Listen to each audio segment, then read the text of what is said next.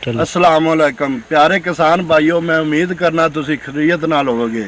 प्यारे किसान भाइयों, जिस तरह तुसीं सुनते पै जे कि आलूआं दा इस वारी एक होर क्लेम नज़र आंदा पै, गर्मी की वजह तो या समोग की वजह तो कसूर वाला जिहड़ा बेल्ट है उदों जिहड़े उन्हां पहले लाए हुए सी आलू सारे उन्हां दे थल्ले शाही कोई नहीं हैगी, सिर्फ छोटे छोटे जिहड़े ट्यूबर हैगे ने आलू नहीं बनया।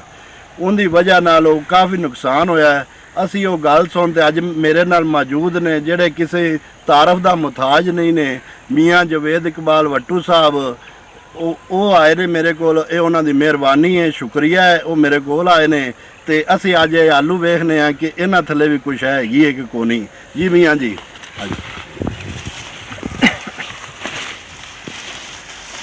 पार्टी दी है फिर। हाँ जी हाँ जी, पटिया नहीं पता लग गया, तो पता नहीं लगा। एक आलू डिग पिया जी थल्ले।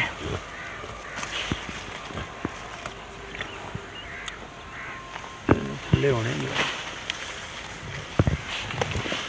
बैठा जी नौ बचा दे।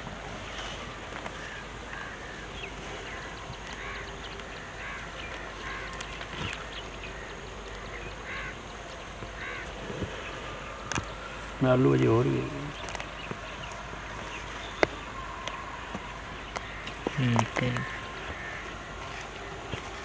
और तो थे को नहीं आ थल्ले हैगा जी। वो भी बजट तो फिर ला जाए थे खत्म हो। लो जी किसान भाइयों, आ सी एक वल पट्टी है जी, वल भी तकरीबन बिल्कुल पूरी सी, वल भी छोटी नहीं सी, वल भी बिल्कुल बड़ी लम्मी वल है। आ आलू उनके थल्लों निकले ने, तंदुरुस्त है वाले ये आलू तंदुरुस्त ने, तकरीबन वल भी तंदुरुस्त है। और ये असी लाए ने 9वां महीना सी, उनकी 27 तरीक नूं।